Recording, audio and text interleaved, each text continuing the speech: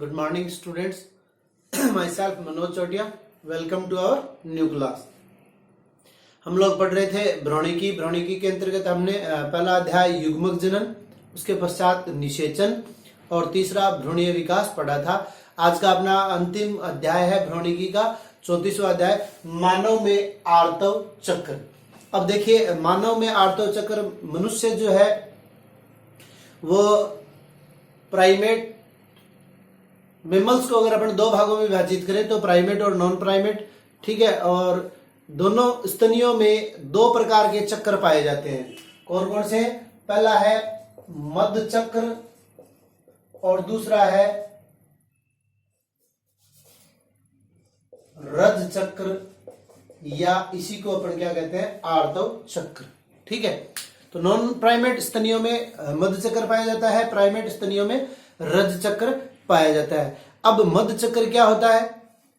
तो देखिए, जो अपन ने अंडोत्सर्ग की घटना पढ़ी थी, ठीक है। ग्राफियन पुटक जब फट जाता है तो अंडाणु जो है वो अंडाशय से बाहर आ जाते हैं। अंडाशय से बाहर आने के पश्चात निषेचन की क्रिया होती है या नहीं होती, इसके आधार पर और अंडोत्सर्ग के आधार पर दो प्रकार के चक्र पाए जाते हैं। पहला चक्र है मध्य चक्र। मध्य चक्र का तात्पर्य क्या है? यह लैंगिक परिपक्वता से संबंधित होता है।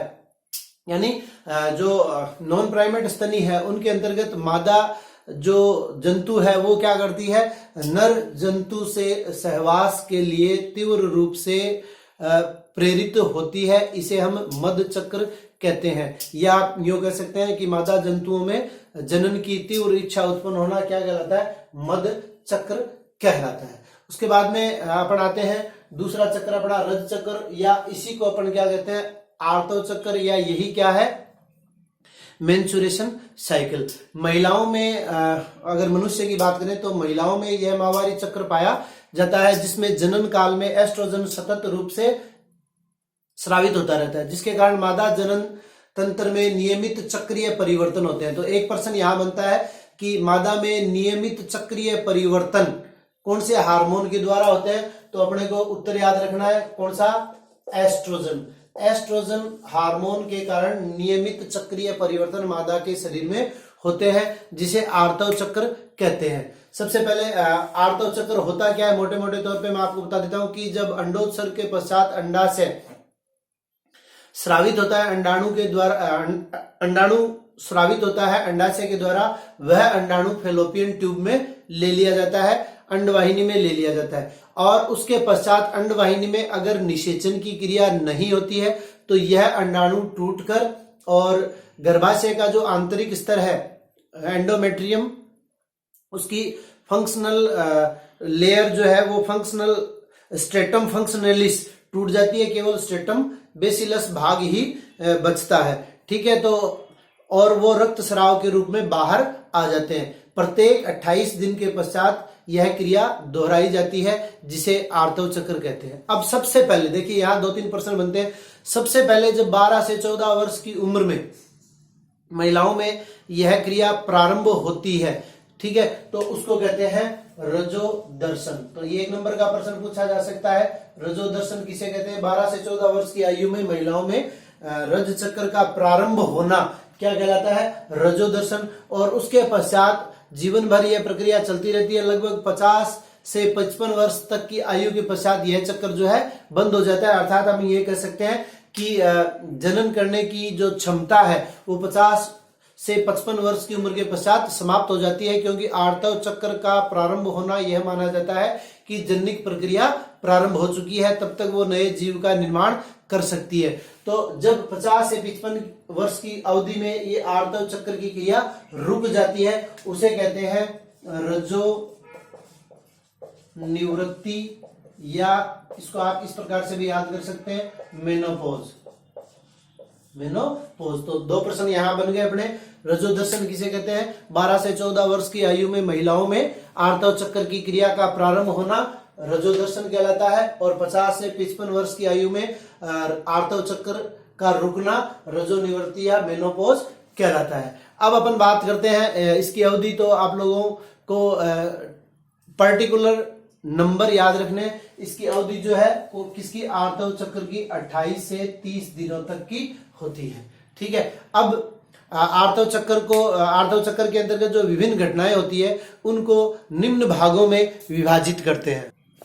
आर्तव चक्र को 4 भागों में विभाजित करते हैं। पहला आर्तव चक्र, दूसरा फुटकीय प्रावस्था, तीसरा अंडोत्सर्ग प्रावस्था और चौथा पश्च अंडोत्सर्ग प्रावस्था। सबसे पहले बात करते हैं आर्तव चक्र की। ये 0 से 5 दिन। ठीक है, तो पर्टिकुलर देखिए मैंने चारों के आगे उनके दिनों की संख्या लिख दी है, तो एक एक नंबर का ये प्रश्न बन सकता है कि आर्तव चक्र कितने दिन चलता है, आर्तव चक्र की आर्तव प्रावस्था का समय कितना होता है, 0 से 5 दिन, फुटकीय प्रावस्था 6 से 13 दिन, अंडोत्सर्ग प्रावस्था 14वें दिन, पश्च अंडोत्सर्ग प्रावस्था 15 से 28 दिन। तो ये इनका समय निर्धारण है। अब सबसे पहले अपन बात करते हैं आर्तव चक्र की। आर्तव चक्र के अंतर्गत क्या होता है कि प्राइमेट स्तनियों में होने वाले जनन चक्र को आर्तव चक्र कहते हैं। रजस्राव के पहले दिन से यह चक्र प्रारंभ होता है, तो 0 कह दें या हम यहाँ 1 कह दें, या पहले दिन से ये प्रारंभ होता है और 5 दिन तक ये चलता है।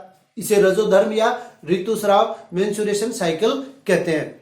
इस प्रावस्था में रक्त, उत्तक द्रव्य, श्लेष्मा, उपकला कोशिकाओं का स्राव होता है। इसमें एस्ट्रोजन और प्रोजेस्टेरोन हार्मोन जो होते हैं उसकी मात्रा में अचानक कमी आ जाती है। एस्ट्रोजन और प्रोजेस्टेरोन किसके द्वारा स्रावित होते हैं ये भी अपने को याद रखना है। 1 नंबर का प्रश्न बनता है कार्पस ल्यूटियम। अंडाशय के अंतर्गत एक संरचना अंडोत्सर्ग के पश्चात, अंडोत्सर्ग किससे होता है तो अपन ने पहले देखा था अंडाशय की संरचना के अंतर्गत ग्राफियन पुटक, ग्राफियन पुटक से क्या होगा, ग्राफियन पुटक से अंडाणु को पृथक कर दिया जाता है। ग्राफियन पुटक से अंडाणु को पृथक कर दिया जाता है, तब वह अंडाशय से बाहर आ जाता है। अब ये जो ग्राफियन पुटक है वो ग्राफियन पुटक एक अंतःस्रावी ग्रंथि के अंदर परिवर्तित हो जाती है जिसे कार्पस ल्यूटियम कहते हैं। और यह कार्पस ल्यूटियम प्रोजेस्टेरोन और एस्ट्रोजन हार्मोन का स्तर जो है वो बनाए रखता है। लेकिन निषेचन की क्रिया नहीं होने पर, अपने को पता है निषेचन की क्रिया नहीं होने पर, ये अपन पढ़ेंगे पश्च अंडोत्सर्ग प्रावस्था में। तो मैं आपको पहले बता देता हूं, अगर निषेचन की क्रिया नहीं होती है, ठीक है, निषेचन की क्रिया नहीं होने पर क्या होगा कि कार्पस ल्यूटियम जो है वो एक सफेद रंग की संरचना कार्पस एल्बिकेंस में परिवर्तित हो जाता है और अंतःस्रावी ग्रंथि जो है वो टूट जाती है। और टूट जाने के कारण एस्ट्रोजन और प्रोजेस्टेरोन हार्मोन के स्राव में क्या हो जाएगी, कमी आ जाएगी। ठीक है, तो इसके कारण हम कह सकते हैं कि आर्तव चक्र जो है वो प्रारंभ होता है। एस्ट्रोजन और प्रोजेस्टेरोन हार्मोन की कमी आ जाने के कारण जो गर्भाशय की एंडोमेट्रियम है यानी अंतःस्तर, उसका एक अस्थायी स्तर होता है जिसे हम स्ट्रेटम फंक्शनलिस कहते हैं। क्या कहते हैं, स्ट्रेटम फंक्शनलिस। ये स्तर जो है वो टूट जाता है, यानी एंडोमेट्रियम का स्ट्रेटम फंक्शनलिस स्तर जो है वो टूट जाता है। केवल स्ट्रेटम, याद रखना आपको ये दोनों नाम एक एक नंबर के प्रश्न पूछे जा सकते हैं। केवल स्ट्रेटम बेसिलस, या यहां ये प्रश्न पूछ ले कि आर्तव चक्र के दौरान गर्भाशय का कौन सा स्तर बना रहता है या एंडोमेट्रियम का कौन सा स्तर बना रहता है, तो स्ट्रेटम बेसिलस ही बना रहता है। बाकी उपकला, उत्तक, श्लेष्मा और अंडाणु टूटकर रक्त स्राव के रूप में ग्रीवा से होते हुए वेजाइना के द्वारा बाहर निकाल दिए जाते हैं। इसे हम क्या कहते हैं, आर्तव चक्र। दूसरी प्रावस्था आती है पुटकीय प्रावस्था। तो आप लोगों को पता है कि सारी क्रिया जो है मस्तिष्क के हाइपोथैलेमस के द्वारा नियंत्रित होती है और उसके द्वारा FSH और RF, ठीक है, FSH आप लोगों को पता है फॉलिकल स्टिमुलेटिंग हार्मोन और RH रिलीजिंग फैक्टर। RF का मतलब क्या है, रिलीजिंग फैक्टर। तो ये 2 प्रश्न भी पूछे जा सकते हैं, FSH का पूरा नाम, RF का पूरा नाम।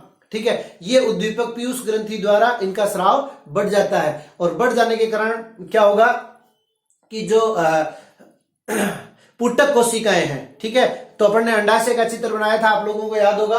अंडाशय के चित्र के अंतर्गत अपन ने क्या देखा था कि ये पुटक कोशिकाएं, बहुत सारी पुटक कोशिकाएं यहाँ पाई जाती है और ये पुटक कोशिकाएं क्या करती है, फिर धीरे धीरे ग्राफियन फॉलिकल का निर्माण प्रारंभ करती है। इनका प्राथमिक स्तर बनता है, फिर द्वितीय स्तर बनता है, फिर तृतीय स्तर बनता है और उसके पश्चात अपने इसको कह देते हैं ग्राफियन पुटक, जिसमें एक पुटक कोशिकाएं क्या करती है, एक पुटक कोशिका को चारों तरफ से पुटक कोशिकाओं के द्वारा घेर लिया जाता है, फिर उसके अंतर्गत गुहा बनती है। आप लोगों को ये बात याद होगी, ठीक है। तो एस्ट्रोजन, इस प्रावस्था में एस्ट्रोजन हार्मोन का सबसे अधिक स्राव होता है। ये एक नंबर का प्रश्न बनता है, आपको याद रखना है। पुटकीय प्रावस्था में कौन से हार्मोन का सबसे अधिक स्राव होता है? तो हमारा उत्तर क्या होगा, एस्ट्रोजन हार्मोन का। एस्ट्रोजन हार्मोन का स्राव सबसे ज्यादा कौन सी अवस्था में होता है? तो पुटकीय प्रावस्था में। उसके पश्चात आती है अंडोत्सर्ग प्रावस्था। 14वें दिन ये क्रिया प्रारंभ होती है। यहां इस प्रावस्था में क्या होगा, ग्राफियन पुटक का निर्माण हो जाएगा। अब ग्राफियन पुटक का निर्माण होने के पश्चात 14वें दिन क्या होता है, एलएच हार्मोन यानी ल्यूटिनाइजिंग हार्मोन और FSH hormone, follicle stimulating hormone, इनका स्तर जो है अचानक से, इनका सिक्रेशन जो है, स्राव जो है अचानक से बढ़ जाता है। और जैसे अपन ने कहा था पुटकीय प्रावस्था में सर्वाधिक कौन से हार्मोन का स्राव होता है, एस्ट्रोजन का। उसी प्रकार अंडोत्सर्ग प्रावस्था के अंतर्गत कौन से हार्मोन का सबसे अधिक स्राव होता है, एलएच हार्मोन का, ठीक है। और इसकी अधिकांश मात्रा में, एलएच का पूरा नाम क्या है, ल्यूटिनाइजिंग हार्मोन। तो ल्यूटिनाइजिंग हार्मोन जब अपने मैक्सिमम लेवल पे होता है, अपने अधिकतम स्तर पे होता है, कौन सी प्रावस्था के अंतर्गत, अंडोत्सर्ग प्रावस्था के अंतर्गत, ठीक है। तो इसे एलएच सर्ज भी कहते हैं। यह प्रश्न एक बार बोर्ड की परीक्षा में आया हुआ है, एलएच सर्ज किसे कहते हैं? तो अंडोत्सर्ग प्रावस्था के दौरान एलएच हार्मोन का स्राव जो है वो मैक्सिमम होता है, यानी सर्वाधिक मात्रा में एलएच हार्मोन कब स्रावित होंगे, अंडोत्सर्ग प्रावस्था के अंतर्गत, और इसे हम क्या कहते हैं, एलएच सर्ज कहते हैं। 14वें दिन एलएच सर्ज के कारण ग्राफियन पुटक जो है फट जाता है, और फट जाने के कारण अंडाणु क्या होगा, मुक्त हो जाएगा और अंडाशय से वो बाहर आ जाता है। यह क्रिया अंडोत्सर्ग की जो क्रिया है वो किसके द्वारा नियंत्रित होती है, एलएच हार्मोन के द्वारा। अंडाणु का ग्राफियन पुटक या अंडाशय से पृथक होना क्या कहलाता है, अंडोत्सर्ग प्रावस्था। इसके पश्चात आती है अपनी पश्च अंडोत्सर्ग प्रावस्था। अंडाशय के द्वारा अंडाणु को मुक्त करना अंडोत्सर्ग हो गया। अंडोत्सर्ग होने के पश्चात क्या है, पश्च अंडोत्सर्ग प्रावस्था। यह प्रक्रिया 15 से 28 दिन तक चलती है। इस क्रिया के अंतर्गत मैंने आपको पहले ही बता दिया। अब दो घटनाएं होती है, क्या होगा कि अंडवाहिनी के द्वारा अंडाणु को ग्रहण कर लिया जाएगा। अंडवाहिनी के द्वारा अंडाणु को ग्रहण कर लिए जाने के पश्चात अब चूंकि ग्राफियन पुटक क्या हो गया, फट गया, ठीक है। तो यह ग्राफियन पुटक किस में रूपांतरित हो जाएगा, यह ग्राफियन पुटक कार्पस ल्यूटियम, यह ग्राफियन पुटक कार्पस ल्यूटियम। और कार्पस ल्यूटियम क्या है, एक अंतःस्रावी ग्रंथि है। क्या है, एक अंतःस्रावी ग्रंथि है और बहिर्स्रावी ग्रंथि है, दोनों प्रकार का ये कार्य करती है। अब ये क्या करेगी, एस्ट्रोजन और प्रोजेस्टेरोन हार्मोन का स्राव करेगी। कार्पस ल्यूटियम क्या करता है, एस्ट्रोजन और प्रोजेस्टेरोन हार्मोन का स्राव करता है। और एस्ट्रोजन और प्रोजेस्टेरोन हार्मोन के स्राव होने के कारण जो अपन ने आर्तव चक्र के अंतर्गत बात की थी प्रारंभ में, क्या कि गर्भाशय का एंडोमेट्रियम स्तर है, उसका स्ट्रेटम फंक्शनलिस जो है वो झड़ जाता है, तो ये वापस तैयार हो जाता है, ठीक है। एस्ट्रोजन और प्रोजेस्टेरोन हार्मोन के स्राव के कारण गर्भाशय का आंतरिक स्तर जो है वो पुनः तैयार हो जाता है। किसके लिए, तो अपन जानते हैं कि अगर निषेचन की क्रिया होगी तो रोपण की क्रिया कहां होती है, रोपण की क्रिया गर्भाशय में होती है। तो गर्भाशय को ये क्या कर लेते हैं, तैयार कर लेते हैं रोपण की क्रिया के लिए दोनों हार्मोन, जिससे गर्भाशय का अंतः स्तर जो है पुनः मोटा होने लगता है, ग्लाइकोजन का संग्रह करता है तथा इसमें उत्तक द्रव्य की मात्रा में भी क्या होती है, बढ़ोतरी होती है। तो ये प्रक्रिया पश्च अंडोत्सर्ग प्रावस्था में। अब दूसरी कंडीशन क्या है कि ये 15 से 28 दिन, अब अंडाणु आ गया कहां, अंडवाहिनी में। और अंडवाहिनी में अगर निषेचन की क्रिया नहीं होती है, निषेचन की क्रिया नहीं होती है तो वापस कहां जाएंगे, आर्तव चक्र में। और अगर निषेचन की क्रिया हो जाती है, युग्मनज का निर्माण हो जाता है और उसका आरोपण हो जाता है, तो ये आर्तव चक्र जो है वो बंद हो जाएगा। कब तक, गर्भावधि और शिशु जन्म के 3 महीने पश्चात तक, जब तक मादा अपने शिशु का पोषण करती है तब तक यह क्रिया जो है वो बंद रहेगी। तो 1 नंबर का प्रश्न यहां बनता है कि गर्भधारण, ठीक है। गर्भधारण किसका संकेत है? गर्भधारण संकेत है किसका? आर्तव चक्र के बंद हो जाने का। आज के लिए इतना ही। इस अध्याय में अपने 2 टॉपिक और बचे हैं, प्रसव और दुग्ध स्राव, वो अपन अगले वीडियो में पढ़ेंगे। धन्यवाद।